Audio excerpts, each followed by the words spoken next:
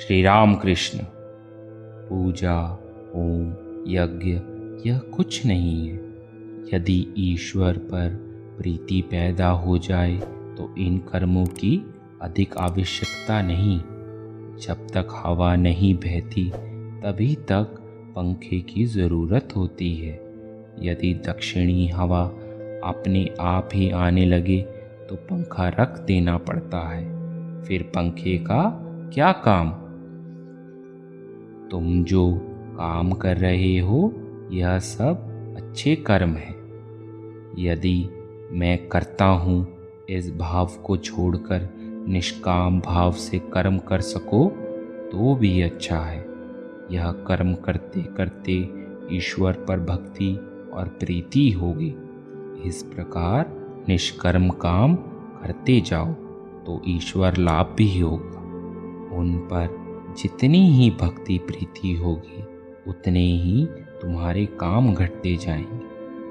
गृहस्थ की बहू जब गर्भिणी होती है तब उसकी सास उसका काम कम कर देती है। 9 महीने पूरे होने पर बिल्कुल काम छूने नहीं देती। उसे डर रहता है कहीं बच्चे को कोई हानि ना पहुँचे, संतान प्रसव में कोई विपत्ति ना हो। तुम जो काम कर रहे हो उससे तुम्हारा ही उपकार है। निष्काम भाव से कर्म कर सकोगे तो चित्त की शुद्धि होगी। ईश्वर पर तुम्हारा प्रेम होगा। प्रेम होते ही तुम उन्हें प्राप्त कर सकोगे। संसार का उपकार मनुष्य नहीं करता, वे ही करते हैं जिन्होंने चंद्र सूर्य की सृष्टि की, माता पिता को स्नेह दिया, सत्पुरुषों में दया का संचार किया और साधु भक्तों को भक्ति दी। जो मनुष्य कामना शून्य होकर कर्म करेगा वह अपना ही हित करेगा। श्री राम कृष्ण आगे कहते हैं, भीतर स्वर्ण है, अभी तक तुम्हें पता नहीं चला। ऊपर कुछ मिट्टी पड़ी है। यदि एक बार पता चल जाए तो अन्य काम घट जाएंगे। गृहस्थ की बहू के लड़का होने से वह लड़के के लिए ही रहती है, उसी को उठाती बिठाती है। फिर उसकी सास उसे घर के काम में हाथ लगाने नहीं देती। एक बार एक लकड़हारा लकड़ी काटने गया था। ब्रह्मचारी ने कहा, आगे बढ़ जाओ। उसने आगे बढ़कर देखा तो चंदन के पेड़ थे। फिर कुछ दिन बाद उसने सोचा कि ब्रह्मचारी ने बढ़ जाने को कहा था, सिर्फ चंदन के पेड़ तक तो जाने को कहा नहीं। आगे चलकर देखा तो चांदी की खान थी। फिर कुछ दिन बाद बीतने पर और आगे बढ़ा और देखा तो सोने की खान मिली। फिर क्रमश हीरे की, मणियों की, वह सब लेकर वह माला माल हो गया। निष्काम कर्म कर सकने से ईश्वर पर प्रेम होता है।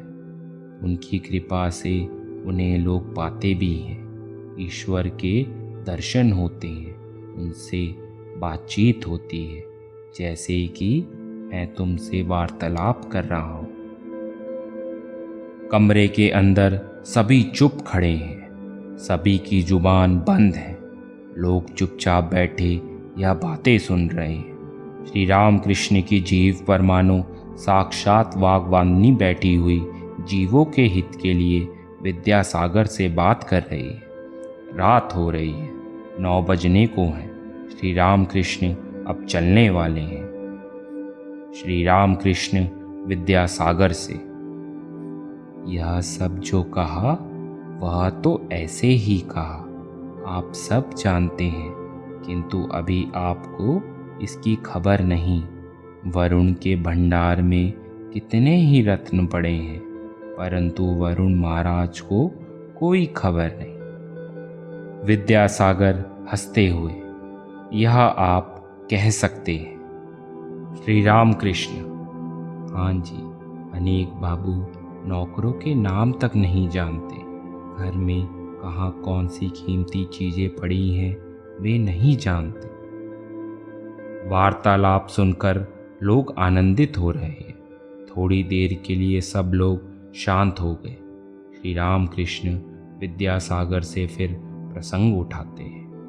श्री राम कृष्ण, एक बार बगीचा देखने जाइए, रासमणी का बगीचा, बड़ी अच्छी जगह है।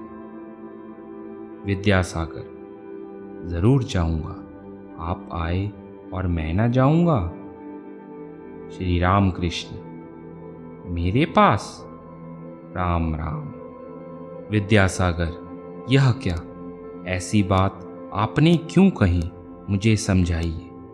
श्री राम कृष्ण, हम लोग छोटी छोटी किश्तियां हैं जो खाई, नाले और बड़ी नदियों में भी जा सकती है, परंतु आप है जहाज, कौन जानता है जाते समय रेत में लग जाए। यह बात सुनकर सब हंसने लगते हैं। विद्यासागर प्रफुल्ल मुख किंतु चुपचाप बैठे हैं। श्री राम कृष्ण हंसते हैं। श्री राम कृष्ण, पर हाँ, इस समय जहाज भी जा सकता है। विद्यासागर, हाँ ठीक है, यह वर्षा काल है। श्री राम कृष्ण उठे, भक्तजन भी उठे। विद्यासागर आत्मियों के साथ खड़े हैं। श्री राम कृष्ण को गाड़ी पर चढ़ाने जाएंगे। श्री राम कृष्ण अब भी खड़े हैं, कर जाप कर रहे हैं। जपते हुए भाव के आवेश में आ गए, मानो विद्यासागर के आत्मिक हित के लिए परमात्मा से प्रार्थना करते हों।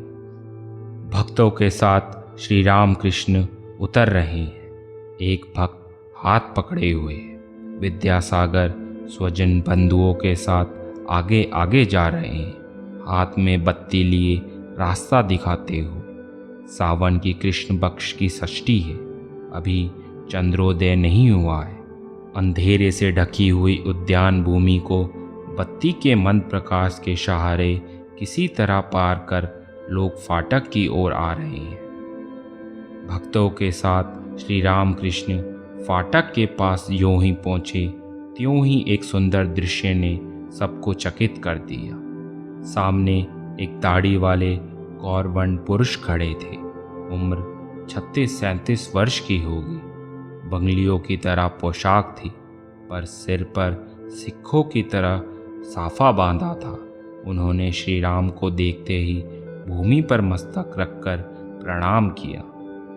उनके खड़े होने पर श्री राम कृष्ण ने कहा, बलराम, तुम हो इतनी रात को? बलराम, मैं बड़ी देर से आया हूँ। श्री राम कृष्ण, भीतर क्यों नहीं गए? बलराम जी, लोग आपका वार्तालाप सुन रहे थे, बीच में पहुंचकर क्यों शांति भंग करूं, यह सोचकर नहीं गया। यह कहकर बलराम हंसने लगे।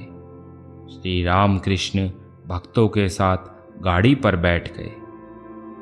विद्यासागर मास्टर से धीमी आवाज में, गाड़ी का किराया क्या दे दें? मास्टर, जी नहीं, दे दिया गया है।